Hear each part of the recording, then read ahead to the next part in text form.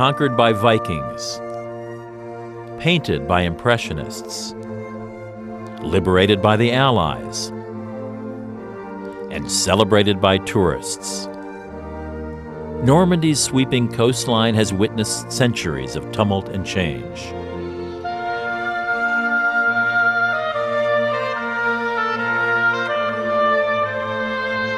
Inland, the gentle pace of life continues as it has for centuries. Farmers harvest apples, raise horses, and produce Normandy's famous soft cheeses. And all around are the vestiges of Normandy's great culture, the magnificent Benedictine abbeys, the soaring cathedrals, and the massive Norman castles. Exploring Normandy is like stepping into an Impressionist painting. From the coast to the farmland, from Rouen great cathedral to Mont Saint-Michel, the scenery is enchanting. Normandy's best toured by car. On easy drives, you can savor the culture, the history, the cheese and cider, and the landscape that inspired a new way of painting. We begin in Rouen, then make side trips to medieval abbeys and to Giverny. From our base in Honfleur, we explore the countryside and D-Day beaches. Finally, we take a day trip south to Mont Saint-Michel.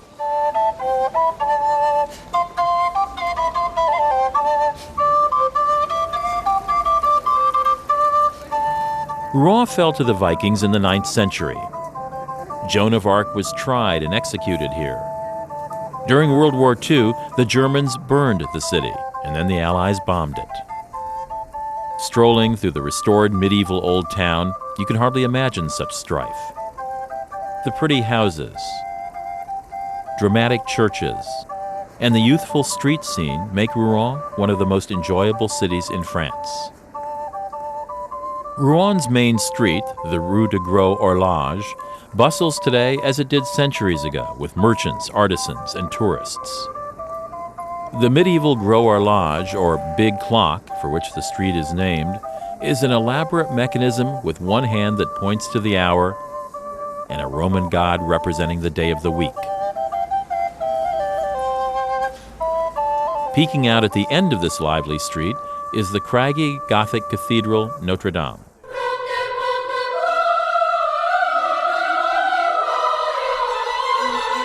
One of the finest Gothic cathedrals in France, Rouen's cathedral is all pinnacles and lace. The church culminates in two very different towers, the left-hand tower from the 12th century and the right from the 17th century.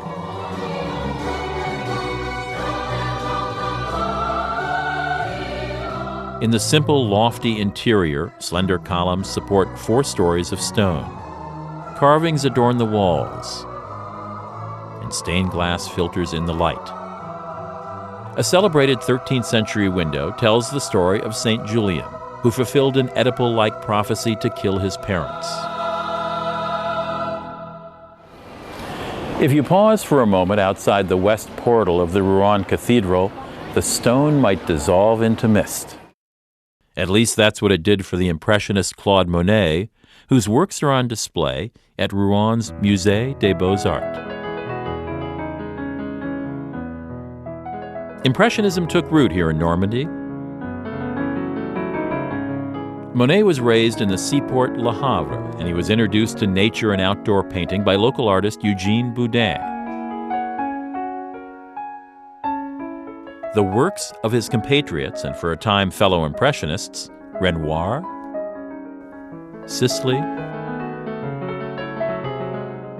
and Degas, are also on display here.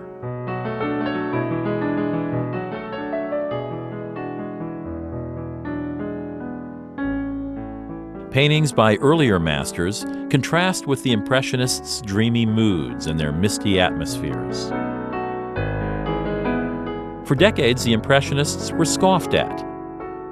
The term Impressionist itself was a derogatory phrase coined by a critic in 1874, who found the works unfinished, crude, and amateurish.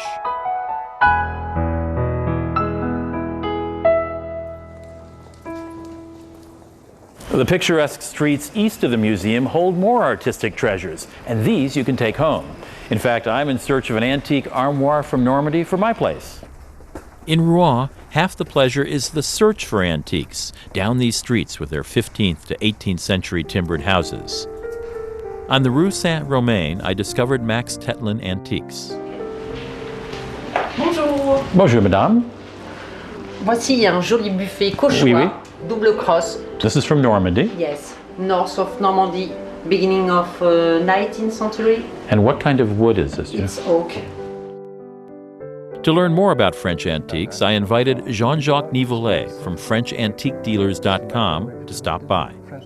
Are there bargains to be had here for visitors? No, obviously, it's going to be cheaper to buy French antique in France than to buy it in America. Even when you include the cost of Yes, shipping? well, obviously, because when you buy for yourself. So you pick up a good bargain and then you ship it over to America. But if you buy it in America, well, you buy it from a dealer and then there must be a profit on it. How do I get something huge like an armoire back home? All the French dealers are used to ship over either to England or to America or even to Australia, so there's just not a problem.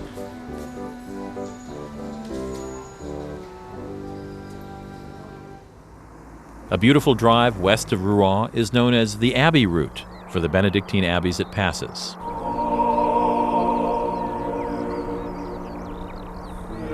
We're stopping at the Abbey of Saint Martin de Boucherville, which remains in virtually the same condition as when it was built in 1125.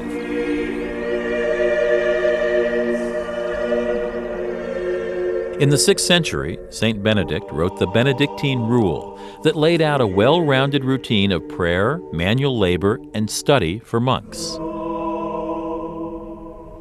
Over the next 6 centuries, Benedictine monasteries flourished all over northern Europe.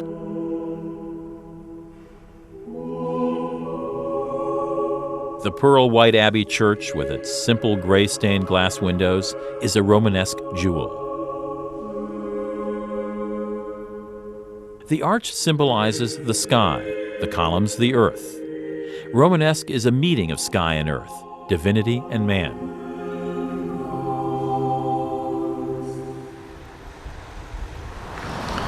An easy day trip from either Rouen or Paris are the famed Monet Gardens and his house in Giverny.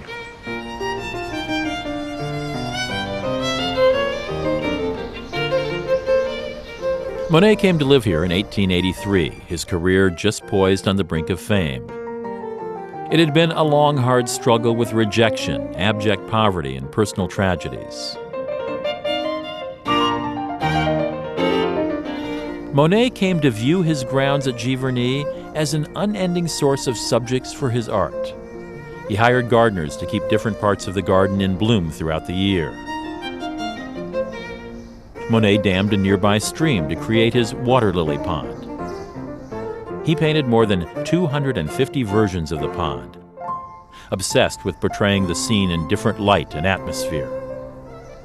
Monet strove to record the world as impressions of the eye, divorced from all he knew about the subject. Forget what you see before you, he said. A tree, a house, a field, and simply think, here's a small blue square, there a yellow streak, and paint what appears before you.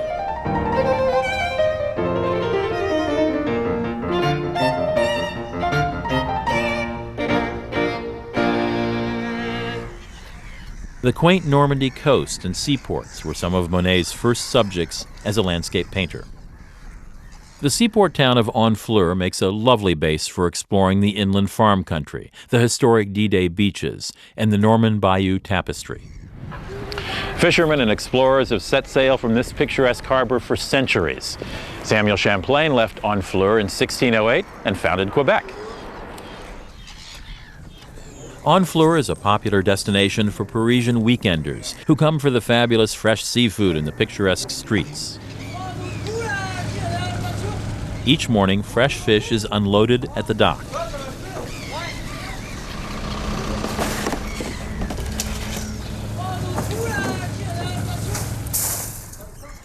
Chefs from restaurants along the old harbor arrive early to pick up the daily catch. Strolling along the two town quays is a favorite pastime here. The old town streets, with their shingled houses, are fresh with the scent of the sea. Seafood and strolling aside, Honfleur's claim to fame is the artwork this little port inspired.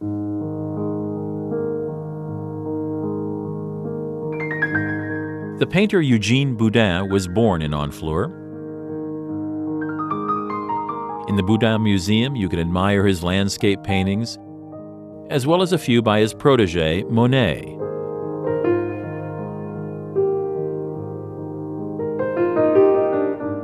Boudin introduced Monet to painting out of doors, something that back then was entirely novel.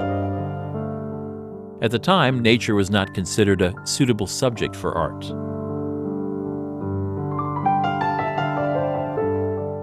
Boudin said of landscape painting, "Everything painted on the spot has a strength, a power, a vividness that can't be recaptured in the studio." Fellow artist Degas paid homage to the immediacy of Boudin's work by turning up his collar in front of a painting of a storm. Venture inland from the coast, and gentle farmland and timbered mansions will greet you.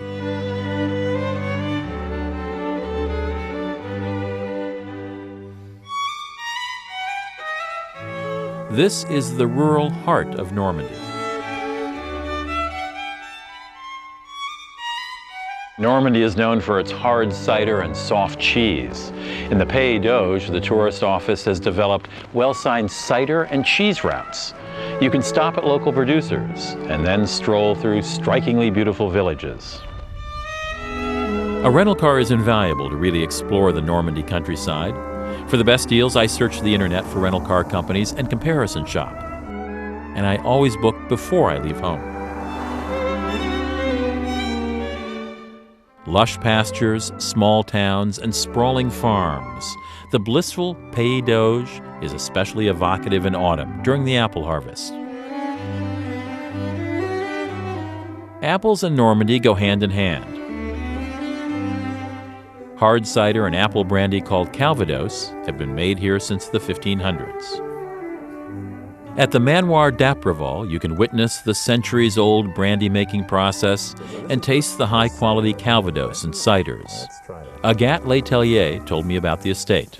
We are here in this property for 100 years. Now we are 4 generations on this property. My grandmother, my mother, us, and our children. What is the difference between apple cider or hard apple cider and Calvados? Apple cider is only a juice, fermented juice.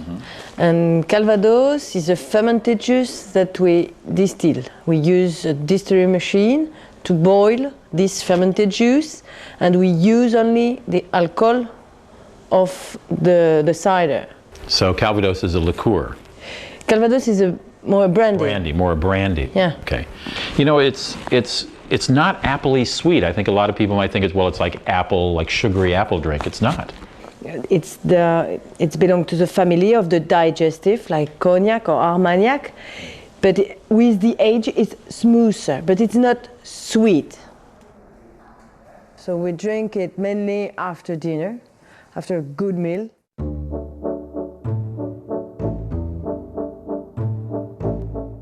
The small towns along the cider and cheese routes are some of the most charming in France.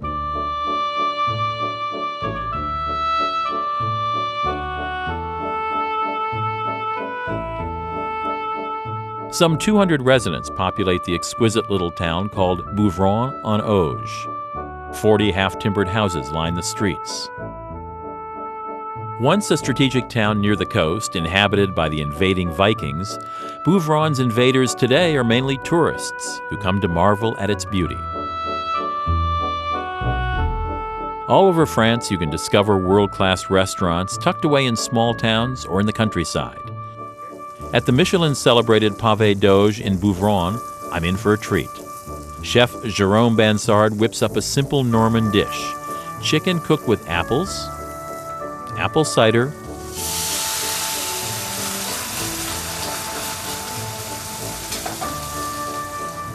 and fresh cream.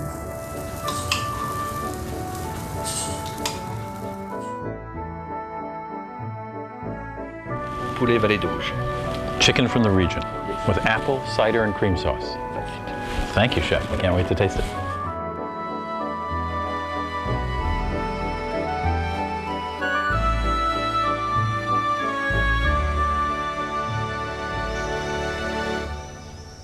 My tour of the Pays d'Auge continues. I'm in search of some delicious strong cheese to go with my cider.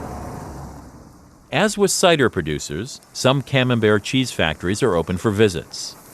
At the Gillot factory in the small town of Briouze, I was introduced to the traditional Camembert process. Fresh milk from Norman cows is poured into large basins and curdled. The curds are then painstakingly ladled into molds. After a day, the cheese is salted and dusted with a fungus, then shelved for about 12 days. Legend has it that a priest hiding out in the country during the French Revolution gave a local woman, Marie Havel, the secret of making Camembert. In truth, the region had long been known for its cheese. Camembert is a creamy cheese, similar to, but somewhat stronger than Brie. Camembert? You can stop by the factory and purchase some directly from the source, but because it's not pasteurized, it may not be allowed back in the U.S. By the way, the local sport here in the countryside is Camembert tossing. The current record is 40 meters. We'll have to wait the official measurement, but it looks pretty darn good to me.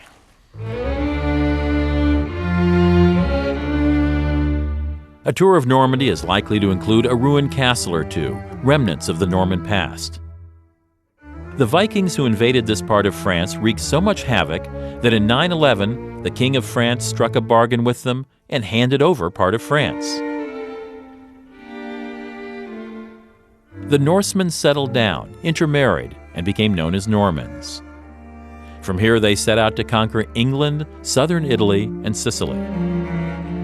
An embroidered strip of linen called the Bayeux Tapestry captures the most audacious of the Norman conquests, William the Conqueror's invasion of England in 1066.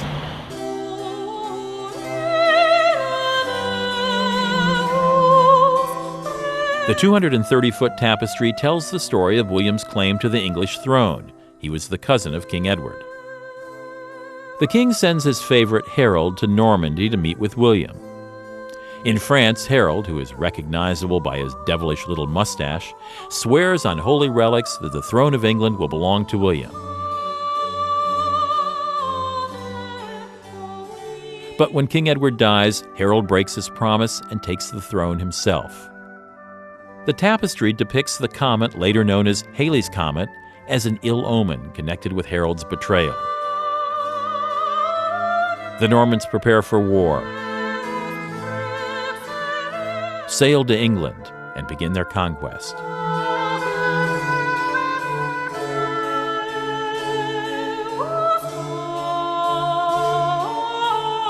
In the Battle of Hastings, Harold is killed with an arrow to the head, and William becomes King of England. The tapestry is embellished with lively scenes of everyday medieval life, quite unusual for 11th century art. On June 6, 1944, another invasion on these sands altered the course of history. World War II's D-Day. The long Normandy beaches provided the Allies with a perfect opportunity to invade continental Europe and take the occupying Germans by surprise.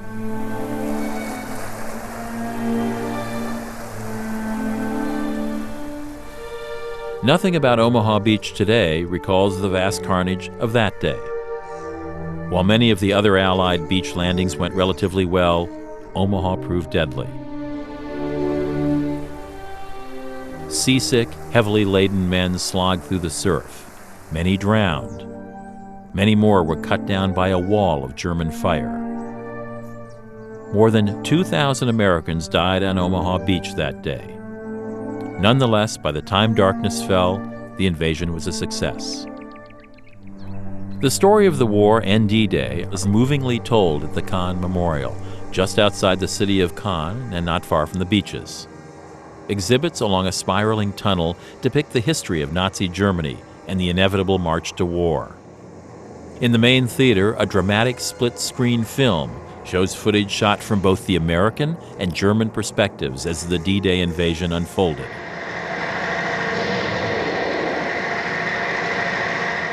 Interactive, high-tech, and engaging, the memorial involves the visitor in the heroism, sacrifice, and great sorrow of war. Of all the sights in Normandy, one stands alone as the most awe-inspiring and mysterious, the Abbey of Mont Saint-Michel.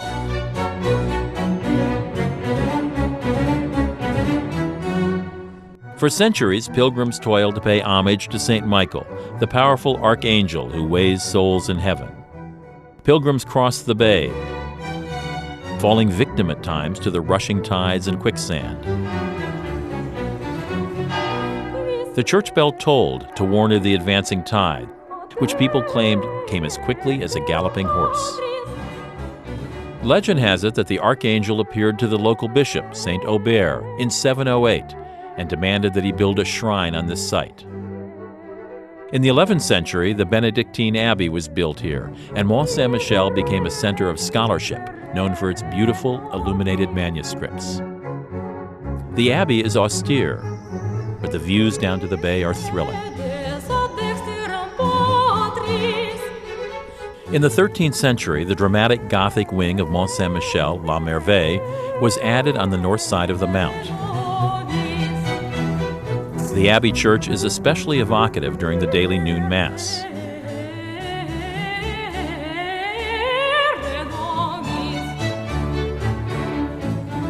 The cloisters are located on the top floor of La Merveille with views to the sea.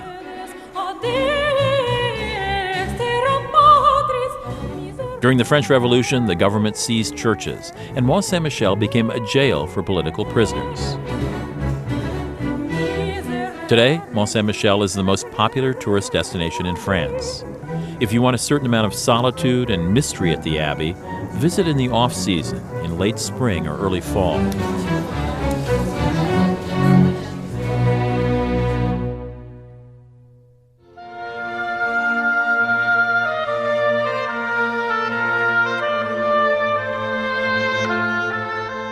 From the mists of Mont Saint-Michel to the sweet orchards, to the stalwart castle fortresses, Normandy is at once bold and formidable, gentle and endearing. The clash of war still echoes on the beaches and in the fields, and the legacy of a great civilization stands watch over the towns and countryside. But in spite of its turbulent history, Normandy's peaceful way of life continues, inexorable and enduring. Like the Vikings, I want to stay in this land I've invaded. And like the Impressionists, I want to see Normandy in every changing mood. There's cider to be drunk, and seafood to be eaten, and a camembert tossing record to break. And so, from Normandy, au revoir.